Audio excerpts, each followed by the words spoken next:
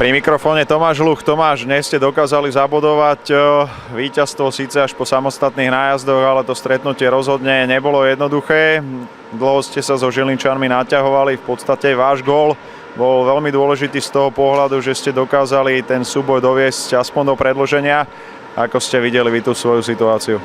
No, som rád, že som strelil ten druhý gól vlastne, že bol vyrovnávajúci, v podstate víťazný a prvú tretinu sme začali ozaj vážne. Po prvej tretine sme si povedali, že musíme začať makať a bolo to vidieť, zvýšili sme tempo a odmenou sme vyrovnali. A sme radi, že sme to dovršili do úspešného konca. Ten zápas určite nebol jednoduchý, stál vás určite aj množstvo síl, nielen fyzických, ale predovšetkým aj psychických. Čakali ste, že tá Žilina bude dnes až taká nepríjemná?